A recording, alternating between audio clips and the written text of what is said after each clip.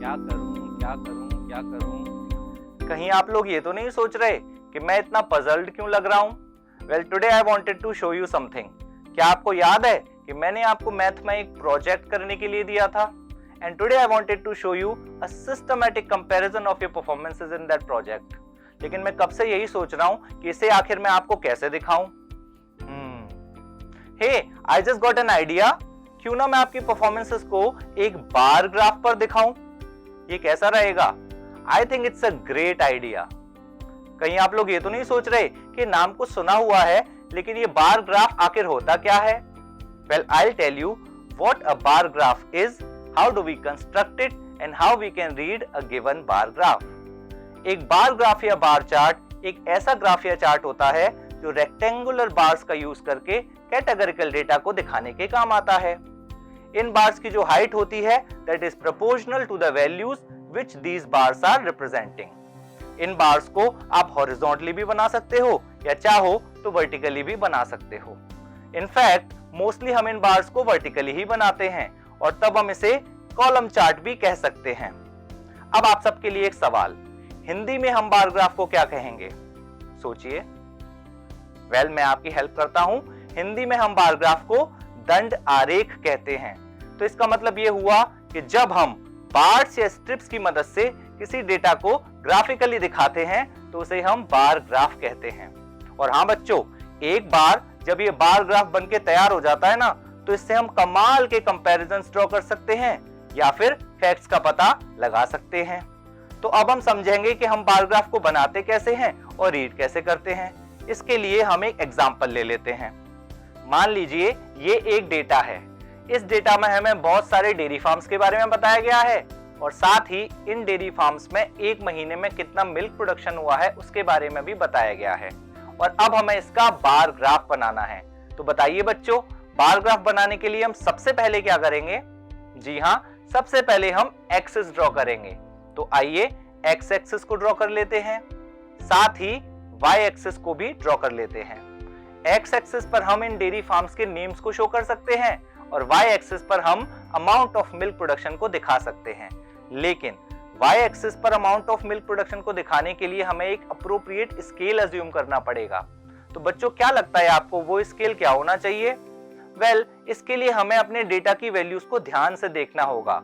इन values में आपको क्या खास बात नजर आती है? आई थिंक ये जो वैल्यूज हैं या तो ये 3 के मल्टीपल्स हैं या फिर उनकी मिडिल वैल्यूज हैं। तो इस बात को ध्यान में रखते हुए 3 के मल्टीपल्स के फॉर्म में वाई एक्सिस पर वैल्यूज को मार्क कर लेते हैं, साथ ही एक्स एक्सिस पर डेयरी फार्म्स के नेम्स को भी शो कर लेते हैं। लेकिन इन बार्स के बीच में एक कॉलम का गैप रखा जाता है, तो इस बात को हम ध्यान रखेंगे।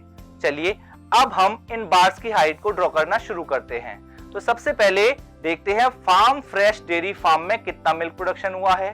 जी हाँ, यहाँ पर मिल्क प्रोडक्शन है 3000 लीटर्स। तो इसके अकॉर्डिंग बार की हाइट कितनी होनी चाहिए? जी हाँ, सिर्फ 1 सेंटीमीटर। तो चलिए इस बार की हाइट को ड्रॉ कर लेते हैं।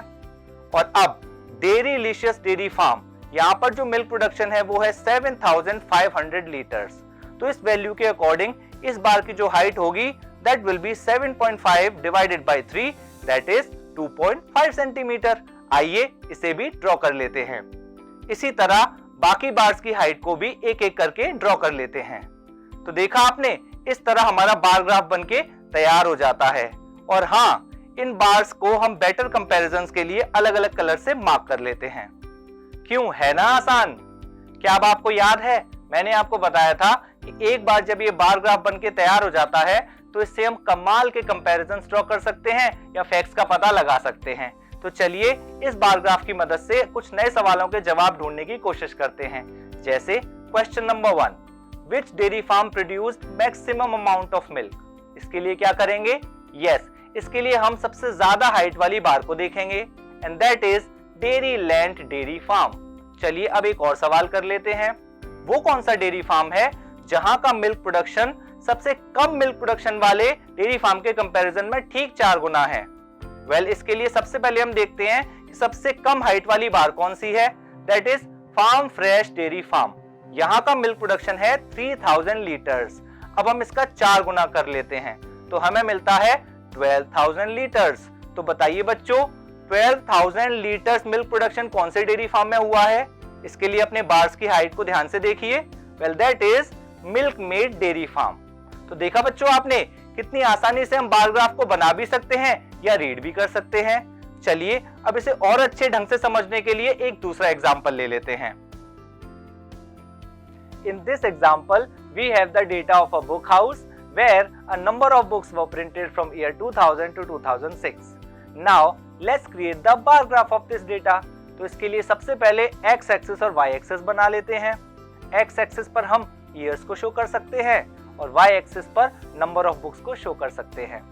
आइए अब हम बार्स की हाइट को ड्रॉ करना शुरू करते हैं। लेकिन हाँ, यहाँ पर हम 10 बुक्स के एक सेट को एक बुक के विजुअल से दिखाएंगे। तो ईयर 2000 के लिए हमारी स्ट्रिप कुछ इस तरह की दिखेगी, विच विल रिप्रेजेंट 150 बुक्स। इसी तरह बाकी स्ट्रिप्स की हाइट को भी ड्रॉ कर लेते हैं। तो देखा आपने, कितनी आसानी से हमने इस एग्जाम्पल का भी बार ग्राफ बना के तैयार कर लिया। But I am leaving you with one question and you will create it's bar graph on your own, and I will meet you with another interesting topic very soon. Till then, keep learning. Bye bye.